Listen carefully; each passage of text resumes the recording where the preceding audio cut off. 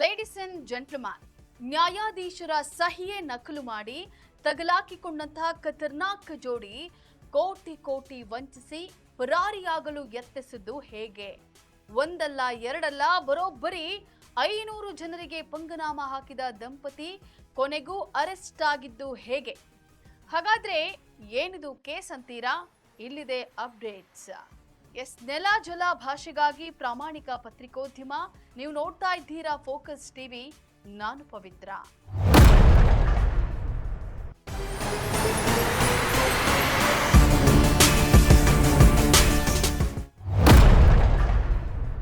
ಕೋರ್ಟ್ನಲ್ಲಿ D group ಕೆಲಸ ಕೊಡಿಸೋದಾಗಿ ಈ ದಂಪತಿ ಒಬ್ಬೊಬ್ಬರಿಂದ 10 ರಿಂದ 25 ಲಕ್ಷದವರೆಗೂ ಹಣ ಪಡೆದು ವಂಚನೆಯನ್ನ ಮಾಡಿದ್ದಾರೆ ಅನ್ನುವಂತಹ ಆರೋಪ. ಮೋಸ ಮಾಡೋರು ಇರೋವರೆಗೂ ಮೋಸ ಹೋಗುವವರು ಇದ್ದೇ ಇರ್ತಾರೆ ಅನ್ನುವಂತಹ ಮಾತು ಆಗಾಗ ನಿಜವಾಗ್ತಾನೆ ಇದೆ. ದೇಶದಲ್ಲಿ ನಿರುದ್ಯೋಗ ತಾಂಡವವಾಡ್ತಾ ಇದೆ. ಇಂಜಿನಿಯರಿಂಗ್ ಡಬಲ್ ಡಿಗ್ರಿ ತೆಗೆದುಕೊಂಡಿರೋರು ಕೆಲಸ ಇಲ್ಲದೆ ಪರದಾಡ್ತಾ ಇದ್ದಾರೆ. ಇದನ್ನೇ ಬಂಡವಾಳ ಮಾಡಿಕೊಂಡಂತಹ ಕೆಲವರು ನಿರುದ್ಯೋಗಿಗಳಿಗೆ ಕೆಲಸ ಕೊಡಿಸೋದಾಗಿ ನಂಬಿಸಿ ಹಣವನ್ನ ಲೂಟಿ ಮಾಡ್ತಾ ಇದ್ದಾರೆ.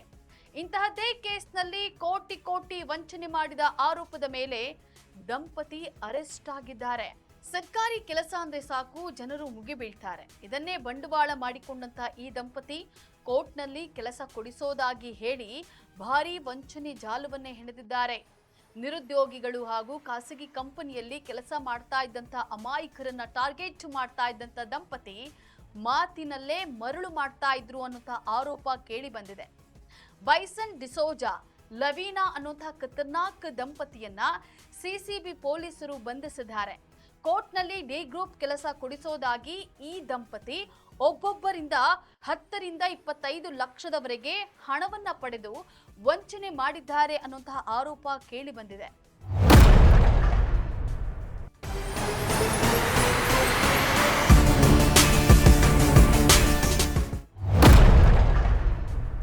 ಹೀಗೆ ಸುಮಾರು 500ಕ್ಕೂ ಹೆಚ್ಚು ಜನರಿಂದ ಹಣವನ್ನ ಪಡೆದಿದ್ದಾರೆ ಎನ್ನಲಾಗ್ತಾ ಇದೆ.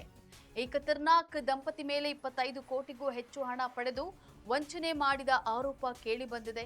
ಅನೇಕರಿಗೆ ಕೆಲಸದ ಆಸೆ ತೋರಿಸಿ ನ್ಯಾಯಾಧೀಶರ ಸಹಿಯನ್ನೇ ನಕಲು ಮಾಡಿ ಆರ್ಡರ್ ಪ್ರತಿ ಅಂತ ಹೇಳಿ ನಂಬಿಸಿದಂತಹ ಕಿಲಾಡಿ ಜೋಡಿ ಇದೀಗ ಕಂಬಿ ಹಿಂದೆ ನಿಂತಿದೆ. ಒಟ್ನಲ್ಲಿ ಮಾಡಬಾರದನ್ನ ಮಾಡಿ ಈಗ ಕಂಬಿ ಹಿಂದೆ ಬಿದ್ದಿರುವಂತಹ ದಂಪತಿಗಳು ಮತ್ತೆ ಯಾವ್ಯಾವ ರೀತಿಯಲ್ಲಿ ವಂಚನೆ ಮಾಡಿದ್ದಾರೆ ಅನ್ನುವಂತಹ ಮಾಹಿತಿ ಇನ್ನಷ್ಟು ಬರಬೇಕಿದೆ. ಇದಾಗಿತ್ತು ಈ ಕ್ಷಣದ ನ್ಯೂಸ್ ಅಪ್ಡೇಟ್ಸ್. ನೆಲ ಜಲ ಭಾಷೆಗಾಗಿ ನೋಡ್ತಾ ಇರಿ ಫೋಕಸ್ ಟಿವಿ.